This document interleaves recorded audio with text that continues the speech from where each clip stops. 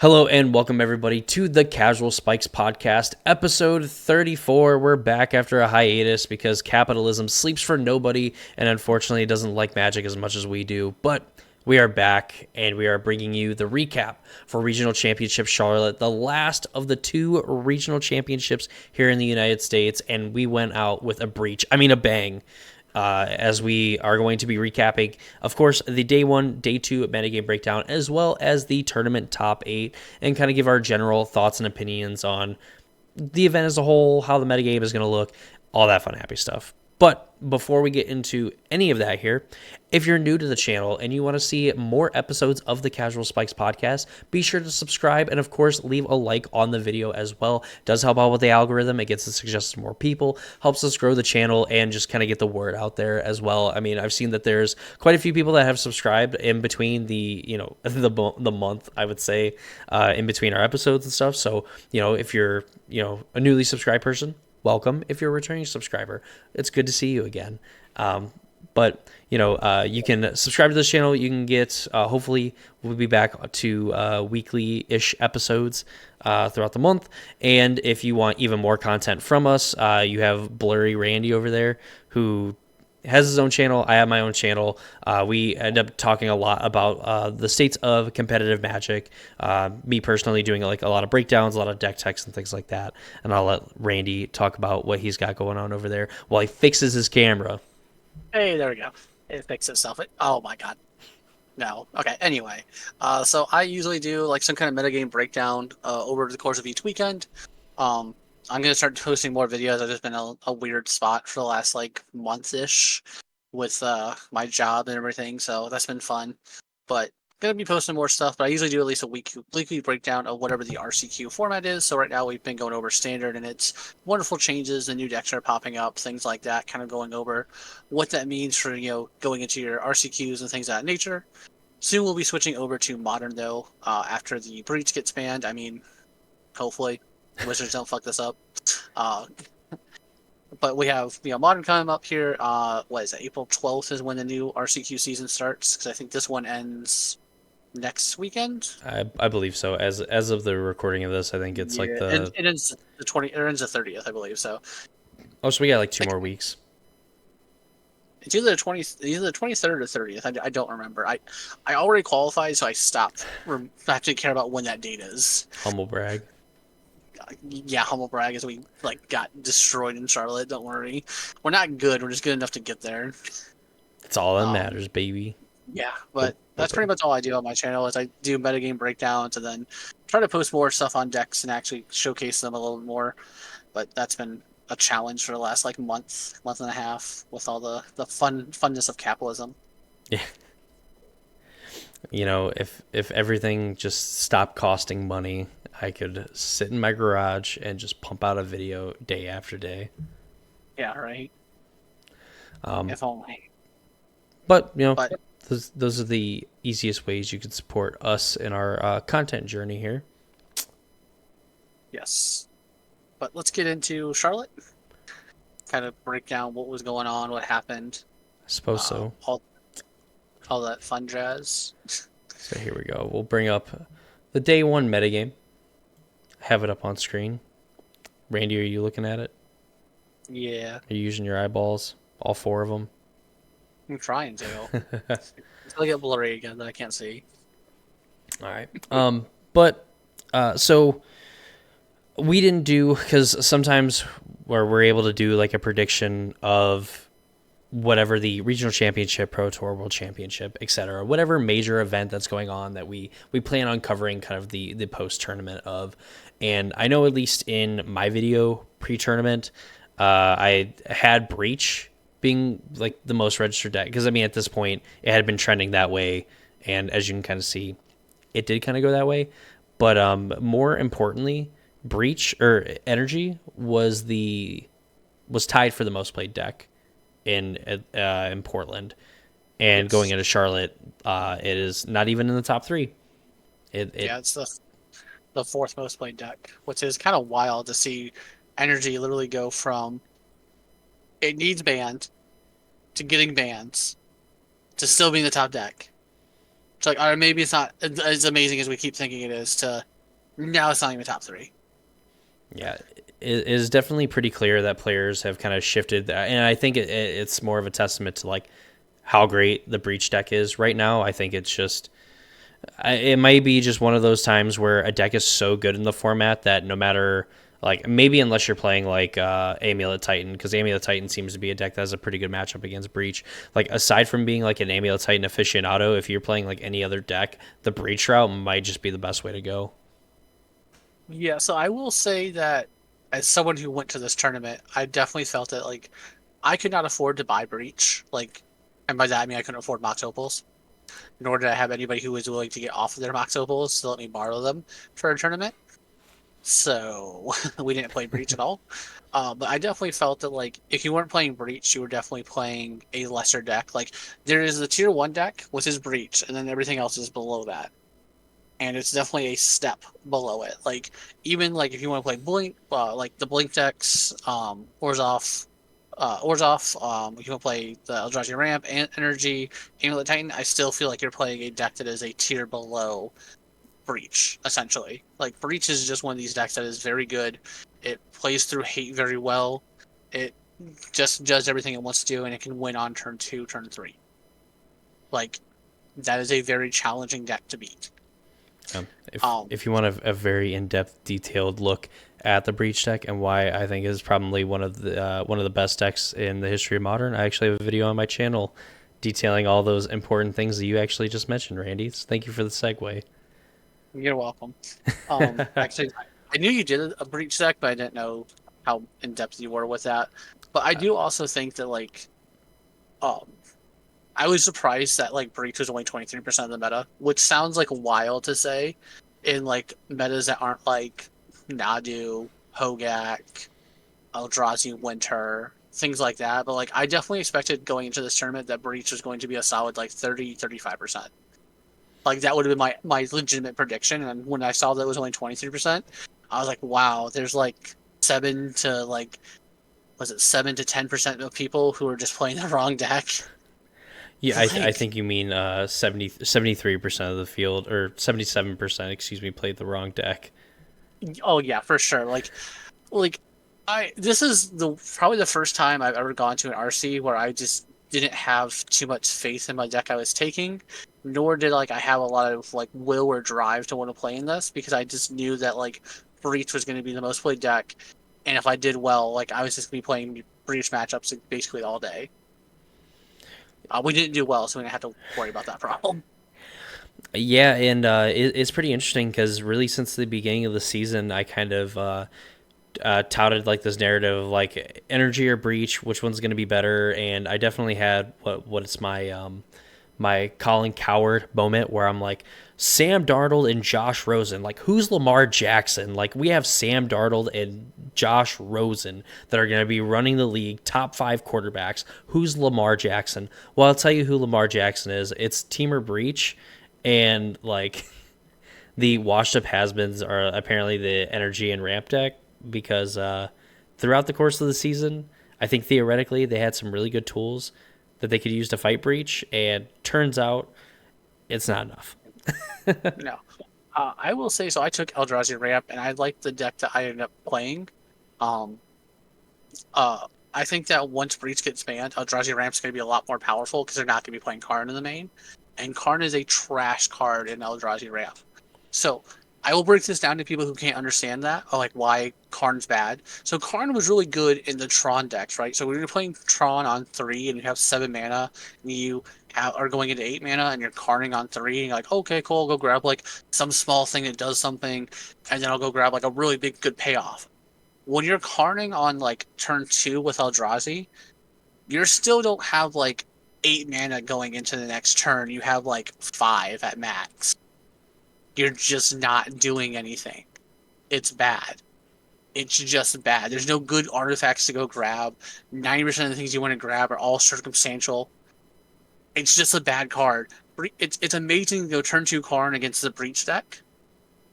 And any other time you see Karn in your hand, you're just like, cool, this is already a mulligan against any other deck. And then when you draw it, like, I could have drawn a basic forest, and that would have been more productive and useful than what I have just drawn.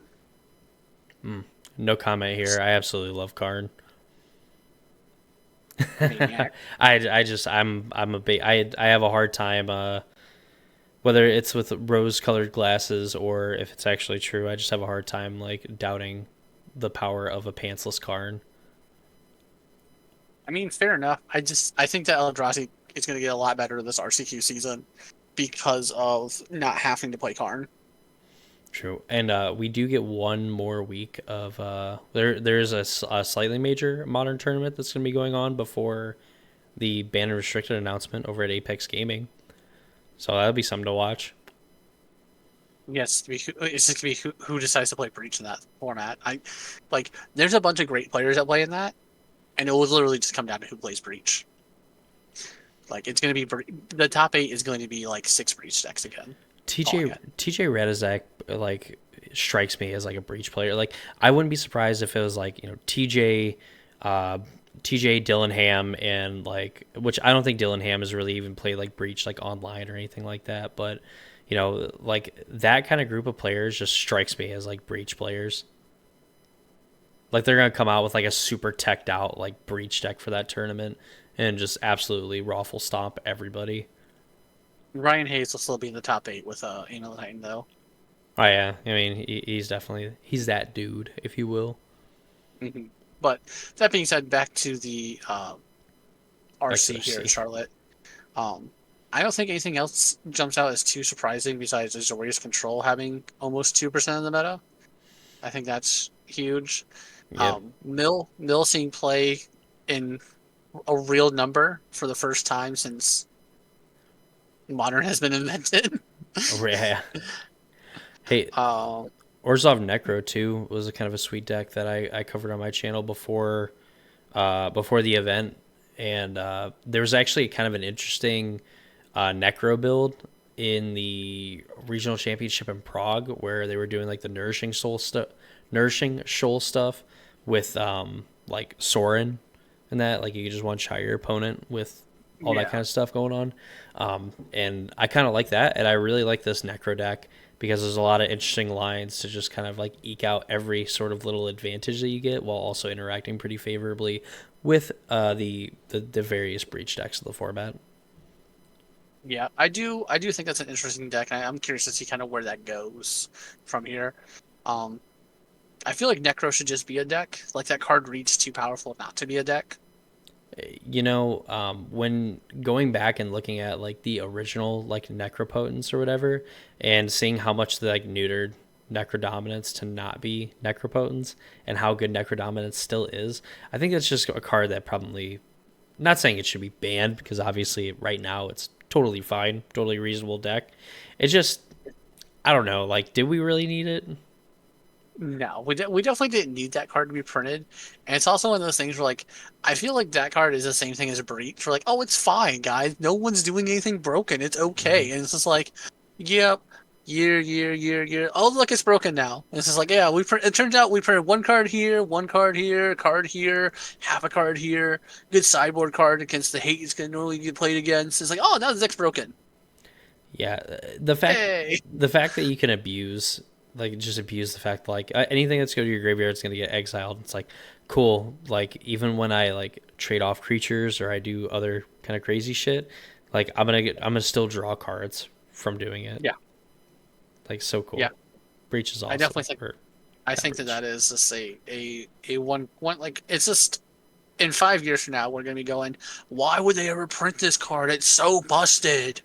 And it's gonna be the same thing as Breach. It's just gonna be the same thing as Breach. Just give it X amount of years, and that's just gonna happen. Yeah.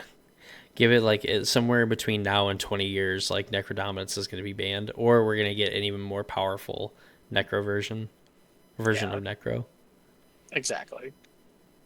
But outside of that, I think Burn's also the other weird one that like 11 people decided to register Burn. I've seen it become a little bit more popular. I've seen like Canister and like Mangu playing Bird and also queuing into Burn. And I've seen Canister queue into Burn a few times.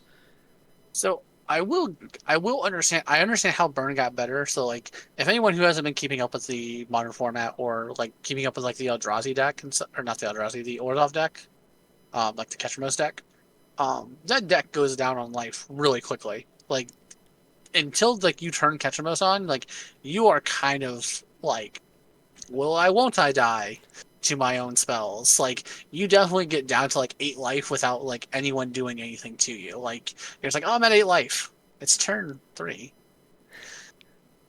It's not good. You And know, so I mean, if you're just gonna be like fire off, 3 bolts by that also same time, like cool, my opponent died. I, I had I to play 3 cards. I almost feel like, we're playing a 4-player game here, and like Breach is like by far like winning, and then you have like the black white deck that's like slowly catching up. Like, maybe I can make it a game, and then Burn is just like sees player two having any amount of success, and then makes it their life's mission to just make sure that they like drag them down with them. Like, Yeah. we're not winning. We don't own any properties. Like, we're gonna go bankrupt on the next house we land on. Like, I'm gonna find any and every way. I'm gonna nickel and dime player two to the point where like there's not gonna be able to do jiddly dack. All right, like not even diddly jack, jiddly dack about anything. Well, I will say if you get to play Eidolon with Burn, like kind of does this like destroy the breach deck. Like they can't combo off through Eidolon. Yeah, but 'tis an inconvenience for the breach player. Yeah, I'm not saying it's not an inconvenience, but like if you can just tax them just enough to where like they have to slow down, you can just accidentally kill them pretty easily. And like they play like all their lands are like fetch shock. So like you're just kind of like you can kind of inconvenience breach enough to where like they might have to like, oh, I gotta fetch and not shock myself, or like I have to get a tap land, or I have to do this. And it's like, oh, cool, I had 3 more burn spells, you're just dead. Like I could see a world where like burn could beat breach. I could also see breach just like winning on turn 2 both games and going, hey man, nice lightning bolt. Like, I did you mean, have fun? I had fun. I had all the fun actually. I mean, So like, yeah, true. um, Breach is an F-250 extended cab, lift kit, diesel, roll coal, and Bird is a squirrel. Or it's like sometimes, yeah, like you get the right angle, hit it just right. Yeah, it's gonna puncture something.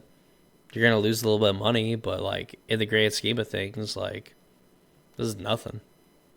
yeah. So that being said, I don't think the metagame was any. The only thing surprising about the metagame, in my opinion, was that Amulet was almost 7% of the meta. I thought that was like pretty high given the state of it, Mm, and Breach was only 23%, not high enough. too much. Alrighty. So, but that's kind of like my only takeaways here. Like everything else kind of seems normal. The Orzhov Deco deck being like 1.3% of the meta, kind of surprising. Same like Azorius Control, Demir Mill, Orzhov Necro all being like between like essentially 1.5 to 2% of the meta, kind of surprising. Um, Hollow One being 1%, also a little surprising, but like not surprising. It's a good deck. I'm surprised that like 1% of the meta, registered it. It's not like it's not an embarrassing deck to play though. Like it wins. Like it definitely wins. And the problem is with I think with this metagame specifically is that you need to gear a lot of your main deck and sideboard to beat Breach, but you're not going to play against Breach all day every day until you get to the higher tables. And so if your deck is really good against Breach, and then you queue into like Energy, Amulet Titan, Domain Zoo, Orzhov Blink, Eldrazi's Ramp, and it's like, cool man, I'm like 1-4 now because I just didn't play against any of the Breach decks. It doesn't matter that you had a great Breach matchup or a great Breach plan. Mm-hmm. And I think that's what like Breach was able to like I think that's like the biggest thing Breach is able to like leverage in these RCs is that so many people are like gunning for them, but they can't also gun for them and play the correct cards against the meta. Some would say that is a toxic metagame, Randall. 100%. I'm so glad we have these scheduled bans that don't work. Also, shout out to the Mill deck because at least former, or not even former Pro Tour champion, Pro Tour Lord of the Rings champion Jacob Beardsley playing Mill and fully admitting that like it was kind of a meme when I said I would register it, and then it ended up just fully buying into it. And spoiler, ended up qualifying for the Pro Tour with Demir Mill. Good for him. So I mean, absolute Chad. But his I'm name glad is he did it. Jacob. All right. Are we Day ready two. to look at day two? I think so. Good. Hey, Randy. Yeah. This might be the only time that we ever see day 2 of a tournament like this. What do you mean? Nothing. Nothing. Anyway, day 2 of the Charlotte metagame. So to have a good idea of what exactly we're looking at, because of course these are just percentages of the total decks that made it to that the next day. We want to see the decks that had a high percentage, like double digit percentage, start to drop either by a little bit or a lot. And that's going to be a pretty good indication. And even the decks that have like a lower percentage ended up like overperforming and having a higher percentage. And if it's lower, then really who cares? Because only like 4 or 5 players probably registered said deck anyway, and it ended up being bad. Things happen. But usually, if you have a deck that already has a high percentage and it goes up even higher, then that can start to, I think, trend towards being problematic, which is where we're going to start because Breach added almost 8% meta share from day 1 to day 2. This is a healthy metagame. 93 total decks made day 2 of the regional championship, and they were obviously playing every flavor of Breach, and they absolutely showed out, stunted on these nerds who thought that they had a good game plan against Breach. Turns out they did not. Yeah, so if anyone's like, that's just ridiculous. So not only was it 30% of the metagame for day 2, 30% of the people who registered Breach made it into day 2. Amen. Like, that's just horrendous. And here too, because I think after, because we have a Blink next, and they went down just a little bit, like a few percent, which again is something that we would expect. Had the second highest percentage, went down just 1.5%, 1.4%, something like that. Actually, almost 2%. That's fine, totally fine. Also, so of the like 15.5% that registered it, of that 15.5%, only like 19.6% made it to day 2.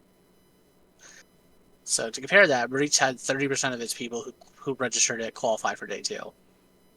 Blink, in retrospect, had 11% less than that. Deck's good. Yeah. Interesting enough as well, Amulet Titan ended up being 10% of the metagame.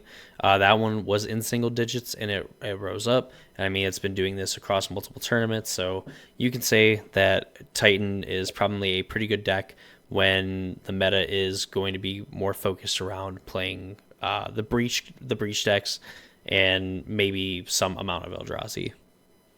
Yeah, so only 6.8% registered that deck for day 1. 32% of those people made it to day 2. Pretty good. What's the copy paste of Amulet Titan? Amulet Titan has been tier 1 or 0 through multiple different formats. Yep. Limited to, but not also excluding. Hogak, Nadu, KCI. Just literally every time there's a broken deck, it's like, oh yeah, but Amulet Titan's still good, guys. Don't worry. Yeah, and I think really the rest of the metagame, at least like I'll say the major decks that had like more than like a few percent, all kind of fell off in some way, and we only really saw jumps in meta share to the Breach decks and to the Amulet Titan decks. Yeah, and then some of these smaller decks too. Yeah, that's what I mean. Like the major, like they had like over 5%. Like they were, most of them went down, yeah. Some of them went up, and one went up drastically. Yeah. Oh. So I mean, kind of what we expect is like, not what we expect to see. I mean, Breach is what we expected to see because it's literally just broken, and should have been banned long.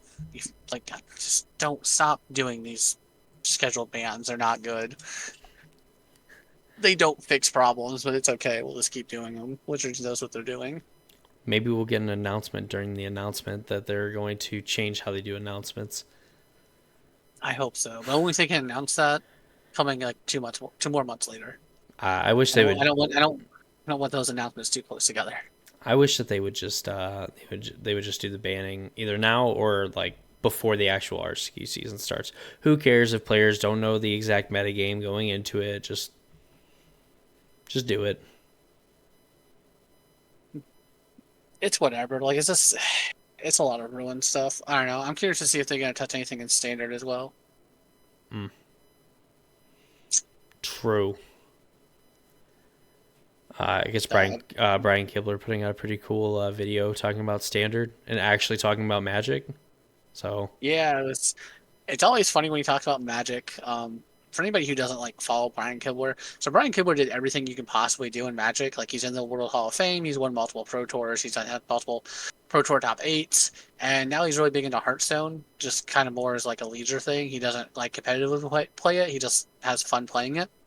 And so it's really funny when he does anything Magic on that channel, because people are like, yeah, like, why are you talking about Magic? And it's just like, yeah, well, he's like, he even starts off his video, he's like, if you don't know why I'm talking about Magic, just Google my name. It's Clicker. mm-hmm. And I was like, it's such a flex too. It's like, just Google me. It's you'll figure it out. Kibler But Google. yeah. But I think he makes some good points. I think he has some valid arguments for banning certain cards. I do think Monstrous Rage is a card that probably needs to be hit. I think it's one of the most powerful cards in Standard. Probably one of the best red cards in Standard. Yeah. I would say it is easily a top 5 card in Standard for like the entire format. I could also see, like, I could see a very good argument for like banning Monstrous Rays. I think Beans probably needs to be banned. Like, the fact that you cannot fight Domain if they have Beans, like, it's just not physically possible.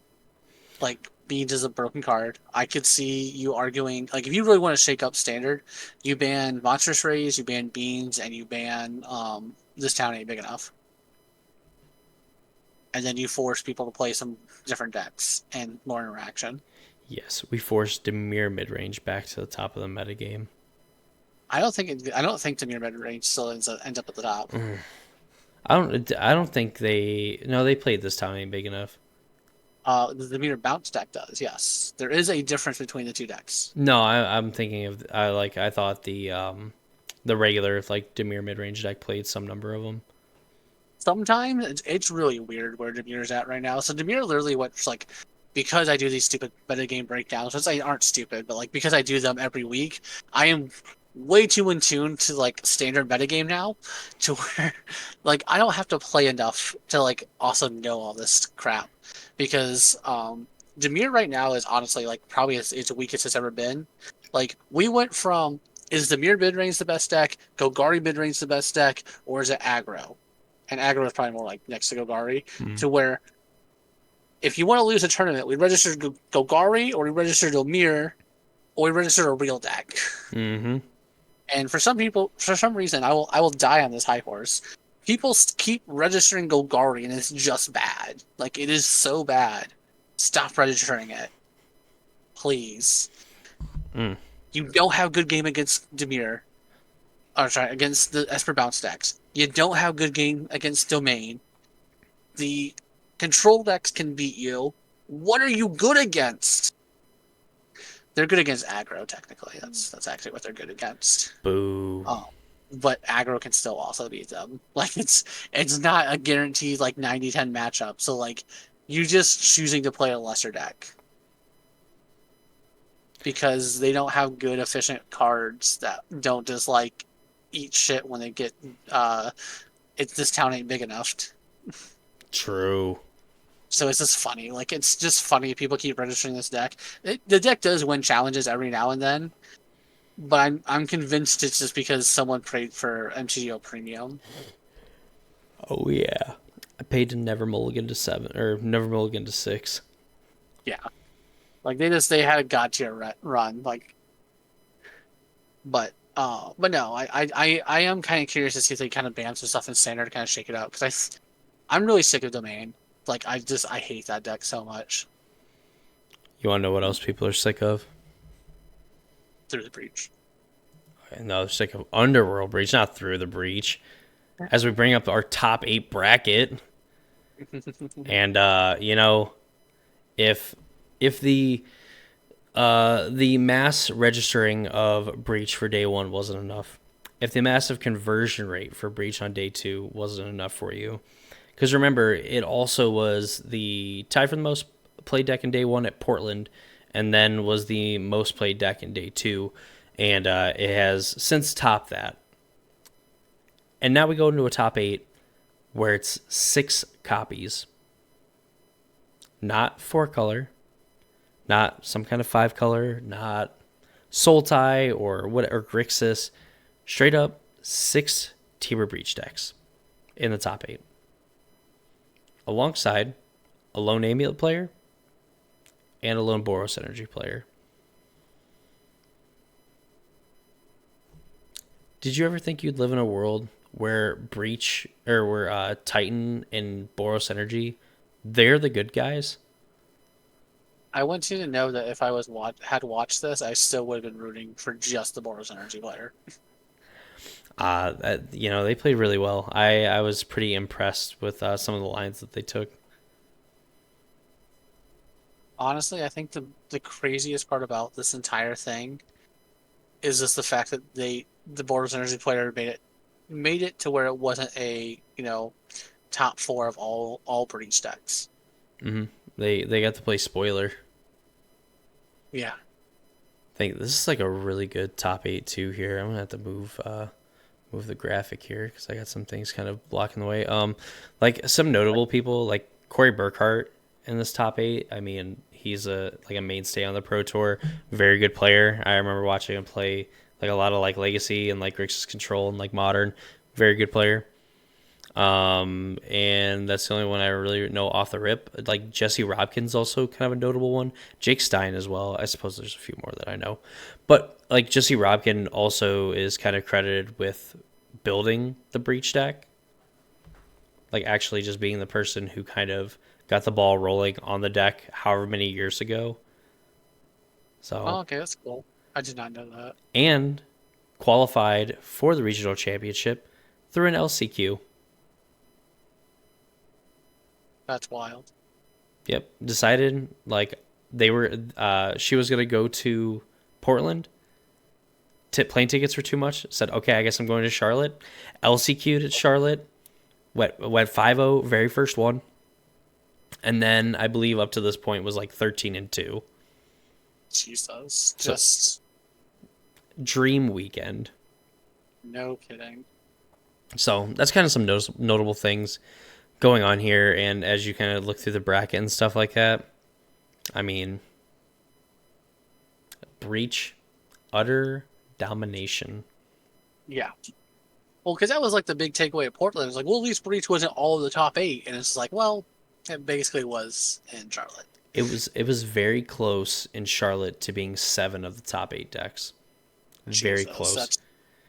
I don't think that there's a possibility for 8 of 8, but there was 7 of 8 on the table, and I believe it was like Breach versus Titan in the camera match to like put one of them into the top 8. Jesus. Say that's ridiculous, Greg. Ridiculous. So, and to, I guess, kind of wrap this up and give some kind of interesting stats about the Breach deck as a whole between these two events.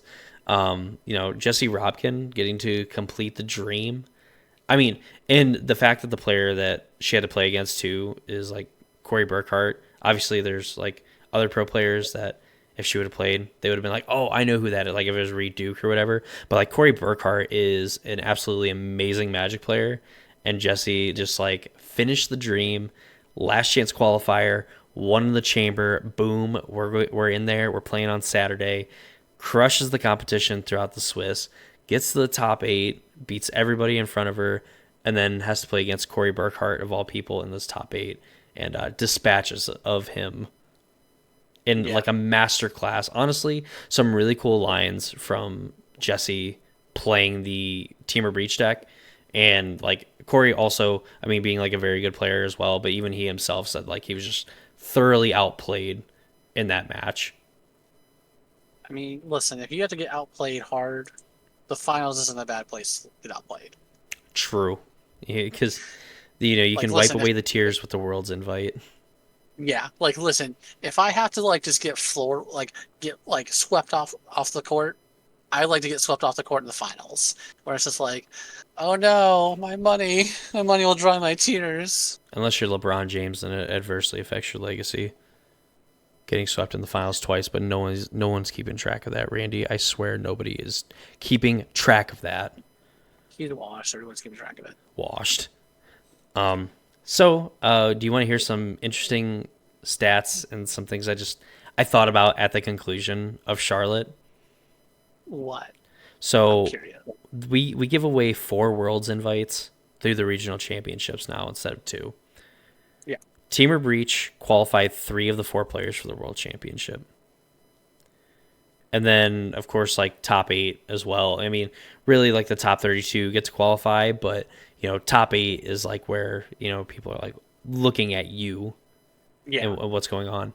So between 6 copies here, 3 in Portland, over half of the slots between both top 8s were Team or Breach players.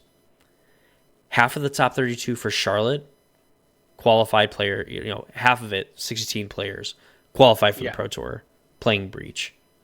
Yep. And yeah, you have the oddballs. We had a few Titan players that qualified. There's Jacob Beardsley, who we mentioned earlier, ended up qualifying with Mill. And I think there was even one other person that ended up qualifying for the Pro Tour with Mill. But I mean, Breach went from 3rd or 4th most played deck at Prague to being like the very best deck in the format, being the most registered deck in just about every single regional championship, and from wire to wire dominating, and was like this close from winning both United States regional championships, and of course putting 3 players into the World Championship. Yeah. Wild.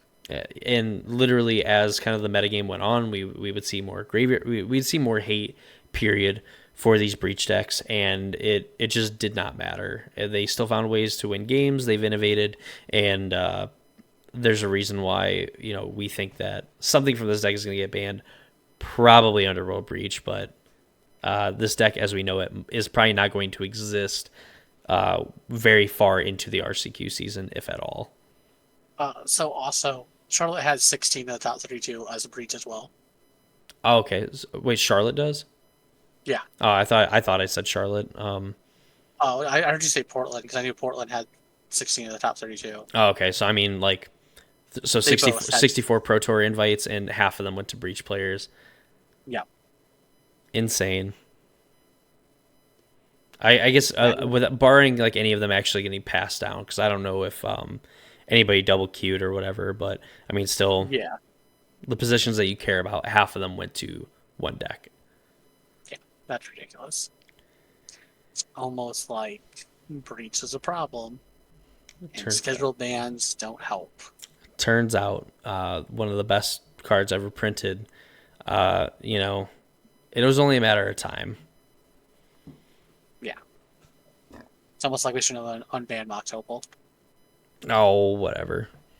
I'm so tired of people talking about how if Mox Opal didn't get unbanned, Breach would still be broken. I was like, you do realize that Breach is so much worse without Mox Opal. Breach, yeah, like the redundancy that the deck gets with like Mox Opal, plus the ease of just like having 2-3 mana on turn 1 and then potentially 4 mana on turn 2 to combo is cannot be understated. That's for sure. Yeah, I just love the fact that people are like, no, man, it's so much hard. Like, the deck would still be good. I'm like, yeah, and it wouldn't be 30% of metas. Yeah. It would be like at the 5% or less. Because it dies and it has frailty. I almost suspect that you could take almost anything out of the Breach deck and say this deck cannot play it anymore, and it is going to be maybe not significantly worse, but depending on what you take, but yeah, it's just going to be overall a worse deck because there's a lot of these cards that just don't really have any suitable replacements that do everything you want it to do. I am just waiting for Wizards to go. Yeah, we've decided we're banning Malevolent Rumble. That seems to be the problematic card here. Malevolent Rumble, Grinding Station, Preordain ends up back on the ban list. Why not? I'm just waiting for them to not ban the right card because it's Wizards. Like I'm just waiting for the like, yeah, we decided that Malevolent Rumble and Emery just too strong in the metagame. They need to get banned. Like just cards in the deck could easily play without, and it's like, oh, cool. The deck's still playable. Awesome. Thanks, RCQ season. You're dead to me now. Sheesh. So I'm kind of waiting for like something stupid like that to happen. Uh, there is I know the ban announcement I think is at the end of this month. I think it's actually the 31st is the next ban announcement. Yeah. So I'm looking forward to seeing what Wizards does to not fix Modern. Yeah, it's definitely going to be. I think it's going to be a pretty big announcement. I mean, we didn't think that there would be unbans last time, and there was. So maybe there's a chance that we even see maybe some cards unbanned with like the banning of like Breach. There's like, hey, maybe it's pretty safe to bring back some other cards. I mean, we can point out like Mox Opal being like one of the best cards in Breach, but aside from Affinity, like occasionally winning like a challenge, but never really putting up results anywhere else. Yeah, I say Mox Opal is pretty like not doing anything outside of like when Yeah. Breach gets banned. I don't think Mox Opal is gonna do anything too crazy. And Yeah. whenever it gets its inevitable like reprint, it will drop down to a normal price. Yeah, like Mox and Green Sun, you could argue. I think we can probably put Titan like in the top three. I don't know what deck that you necessarily kick out of there, but we can assume Titan is like a pretty good deck to play in this meta. And Green Sun Zenith, maybe not a integral part, but definitely shows up. And of course, Mox being at the centerpiece of the Breach deck. I think that these were still really good unbans because while they just have like one deck that they are really good in and they play like a pretty pivotal role to a pretty important one, I would say, if not pivotal, they really don't see like Green Sun might be like the better of the two, and that's because it just sees play in Yawgmoth. Like that's it. And again, I even mean, Affinity occasionally like wins where Yawgmoth like sometimes puts the deck like in the top four or top eight. yeah, I will say I think that when Grinding Station gets hit, sideboards get to open up more, and I think we're gonna see a big shift in the metagame as a whole. Like right now, Amulet Titan doesn't have to really fight any kind of hate. Mm-hmm. Like everybody is gunning for like Grinding Station or shoring up like their mid game matchups. So like I will say Amulet Titan looks really, really amazing right now because no one's playing Blood Moons, no one's playing any kind of land destruction effects. So basically, no one's playing any kind of effects against them. They're just like, yeah, man, I don't have to deal with anything. Like it's great, and I'm still playing the Sages and stuff in case I hit the random one of person that's doing it. And it's like, so I do think that when that changes, like I think it'll be interesting when Grinding Station's gone because then we'll get to see like what Eldrazi Ramp's going to change into. Um, what Ketramos gets to change into. A lot of these decks get to change and play different sideboard cards and like different game plans. So it'll be interesting to see how the meta shakes out. That being said, I don't think there's going to be one particularly best deck in the sense of like it's just going to dominate and destroy everything. I'm sure I'll be wrong because Modern seems to just be a rotating format of whatever the most amazing thing you can be doing is.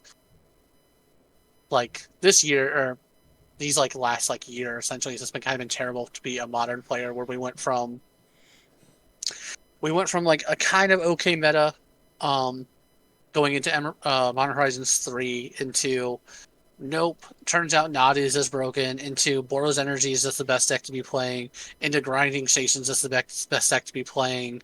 Like I would like a format like if you take Grinding Station away, the format doesn't look terrible.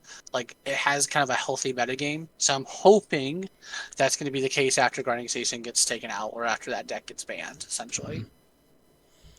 Yeah, I kind of hope for at least some amount of like normalcy from a banner restricted announcement where we don't have a deck that is very clearly like the best deck in the format, or at least after a few tournaments, it proves that like this is way better than what anybody else could possibly be doing. So it'll be interesting to see, and of course we'll talk and get more information and things like that as we get closer to that banner restricted announcement. Oh yeah. But I think that's all I have. Yeah, I think overall, aside from, I mean, even like the matches were kind of fun. They did a pretty good job of avoiding the breach mirror on like coverage. The coverage was pretty fun. I was pretty impressed with Jim Davis. I thought he did a really good job. The matches were fun. Commentators are great. Show was awesome.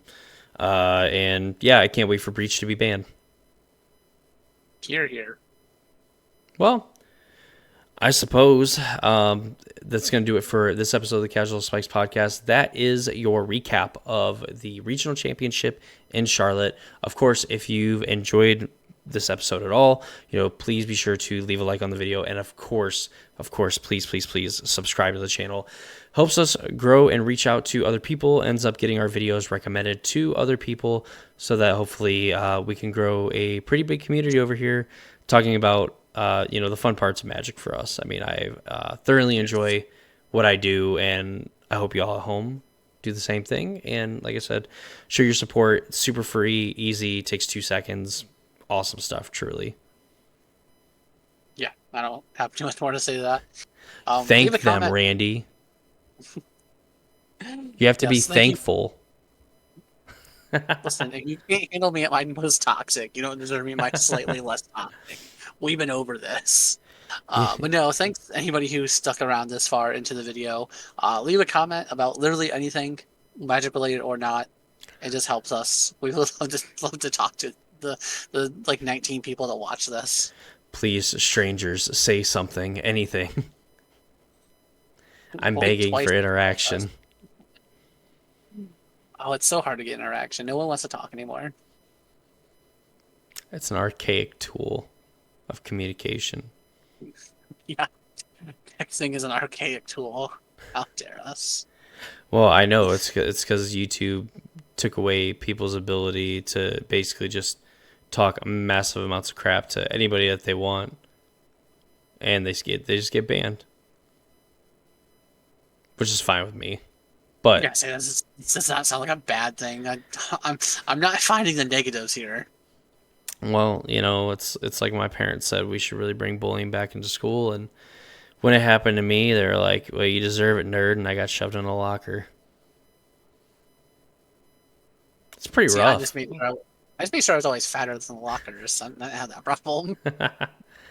I don't fit. See, I was taller than the locker, but that also didn't really stop anybody from doing it. I got folded like an omelet on like Sunday after church. Exactly. The lunch rush. They can scrunch you down. You can't fit more mass into those little lockers. Oh my god.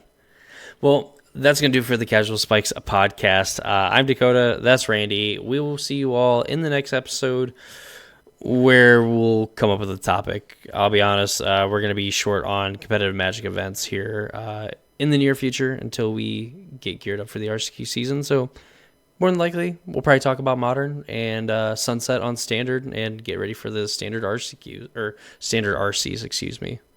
Yes. We'll probably just talk about ban announcements as well. Try to figure out what's going to get banned, what's not going to get banned, if Standard gets shaken up. Will Pioneer be mentioned? Is it still a format? Tune in next time. Tonight at 11. Yeah. Oh, Pioneer. Pioneer needs like 16 cards banned to like make it viable anymore. Pioneer needs 16 cards banned and then support from Wizards again. Yeah. Well, alrighty. Hey. We'll see you later, everyone. Bye. Bye.